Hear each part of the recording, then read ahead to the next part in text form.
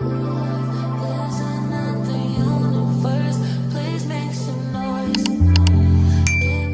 Hey my little raggedies, what is up? How are we doing? How are we feeling? If you are new here, I am Rena Swan, aka your new book bestie. Welcome, welcome, welcome. So today I had to get out the house, y'all. I had to get out the house. I had to go spend some alone time for myself. So today that's what we're gonna do. And I haven't been book thrifting in a little while, so I decided that I need it. I need that. Give it to me. So that's what we're gonna go do. And I've decided to bring you guys with me. I hope you guys are having a good day. As you can see, we are almost at 1K. And I would just like to take this time to thank all of you guys for being on this journey with me and supporting your girl, because this has been a trying time, a long journey, shall we say. And I'm happy you're here. So I will see you guys in the next clip where I show you everything that I come across. Hopefully I find some good stuff.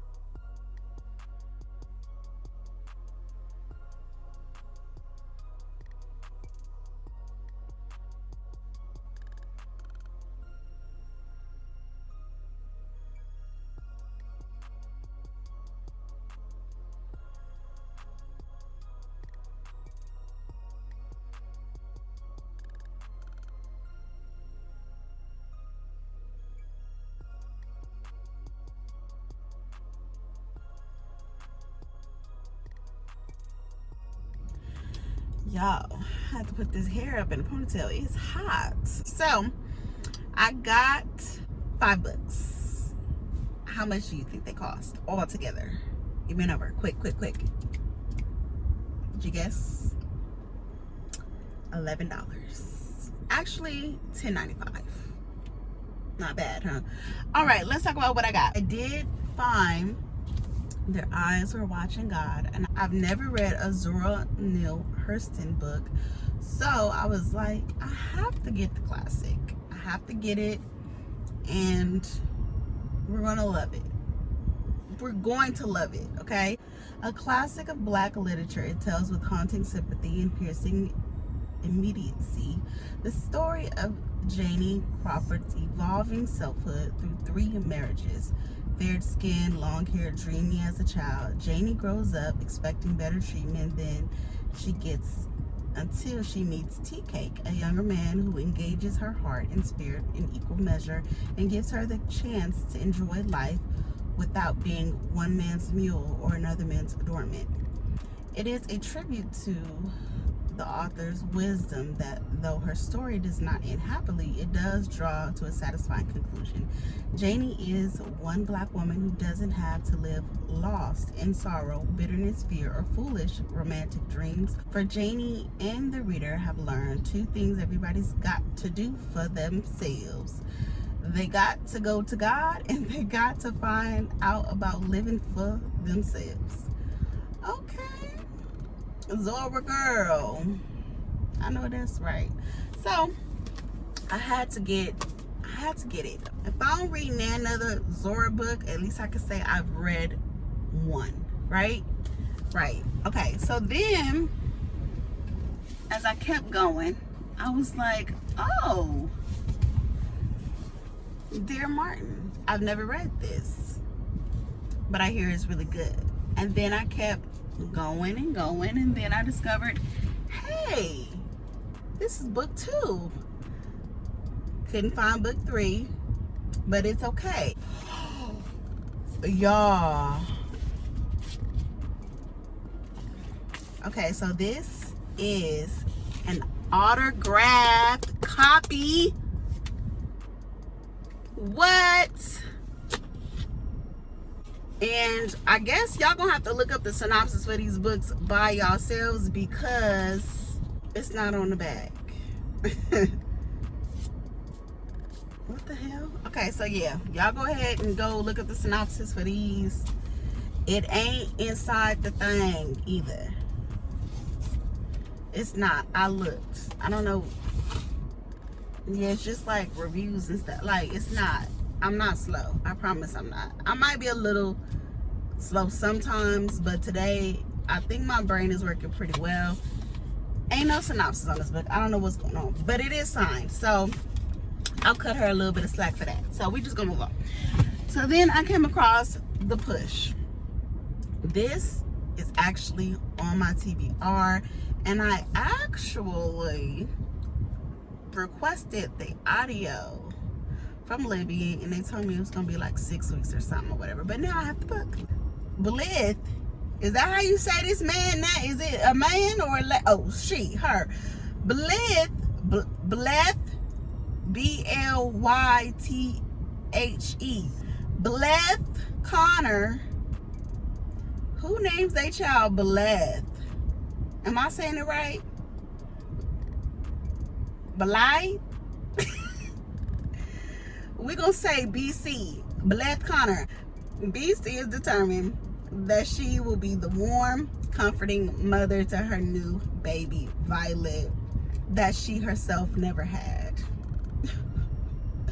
But in the exhaustion of early motherhood, B becomes convinced that something is wrong with her daughter. Or is it all in Bleth's head? This fucking name is gonna piss me off. Give me another name in the comments for this lady name, because I'm not about to do this with her all 303 pages. I'm not doing it. So give me another name besides Bleth. So is it all in Bleth's head? The more her husband, Fox, the more her husband, Fox, dismisses her fears, the more Bleth begins to question her own sanity. Then their son, Sam,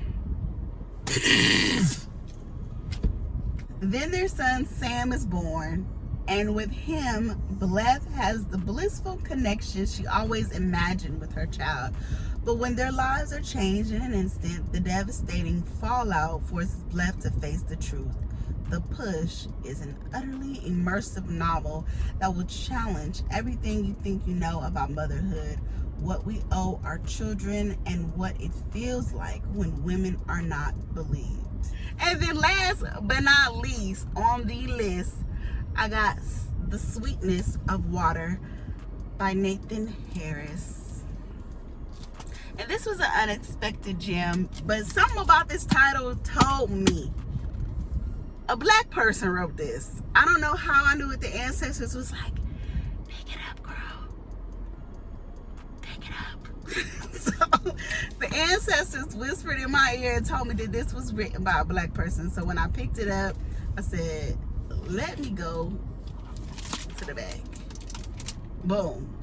I said, ancestors, you be looking out. Now, I don't understand why this is wrapped like somebody's grandma's couch, but I'm most likely gonna take this plastic off the sofa. And this was actually one of Oprah's book club picks back in 2021. Okay, so let's get into what it's about, okay? In the waning days of the Civil War, brothers Prentice and Landry, freed by the Emancipation Proclamation, seek refuge on the homestead of George Walker and his wife Isabel. The Walkers, racked by the loss of their only son to the war, hire the brothers to work their farm, hoping through an unexpected friendship to stanch their grief. apprentice in Landry, meanwhile, plan to save money for the journey north and a chance to reunite with their mother, who was sold away when they were boys. Parallel to their story runs a forbidden romance between two Confederate soldiers. The young men recently returned from their war to the town of Old Ox, hold the tryst in the woods. But when their secret is discovered, the resulting chaos, including a murder, unleashes convulsive repercussions on the entire community. In the aftermath of so much turmoil, it is Isabel who emerges as an unlikely leader, offering a healing vision for the land and for the newly freed citizens of Old Ox. Property of Pikes Peak Library District from Colorado Springs. Not y'all stealing. Then they're gonna have the nerve to stamp it no longer property of PPLD. Y'all done stole the book. Now of course it ain't property of the library no more. Y'all is book thieves. Child, I hope I really like this book. It seems like I picked up some pretty heavy reads. I don't know, y'all. I couldn't really find, like, I found some good stuff, but I don't know what I was expecting. So yeah, this is gonna be a little short cutie video. I don't have it in me to go nowhere else but home. It's 90 degrees and I'm sitting in a hot car talking to y'all. Amen. I am currently, I guess I could give y'all a little reading update or something. I am currently reading Girls Who Play Dead by Joelle Wellington. I think this comes out in September, so I'm trying to get through it. It's really, it's taking a lot out of me, I can't lie. Not because the story is not good.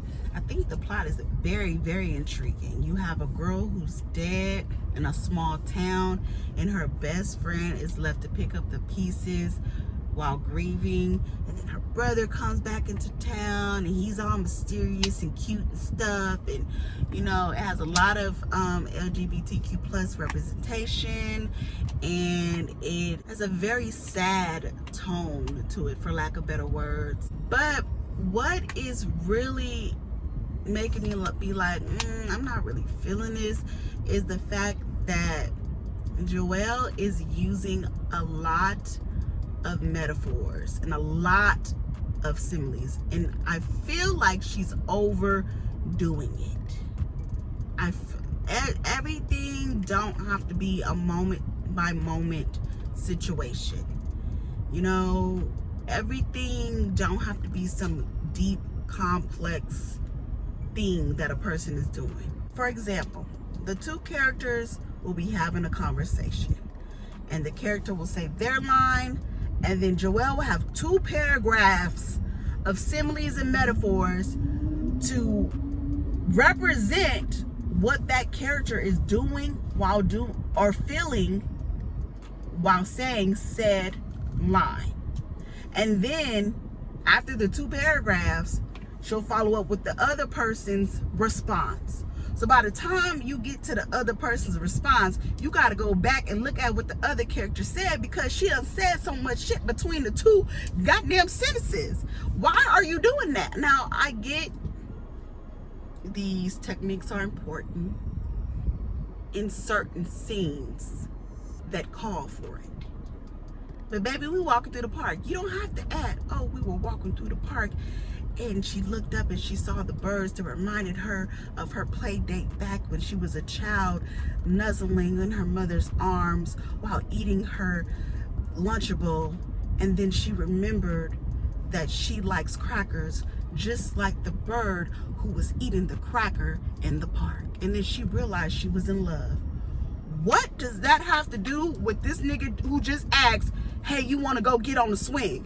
Why are you doing this? Every line by line?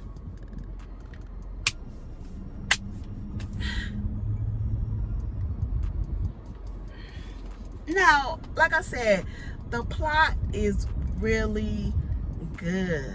The little pockets of intensity that are placed here and there, very far in between, are really good. And then it makes you feel like, okay, we getting somewhere, and then nothing happens. I'm 40% in and ain't shit happened.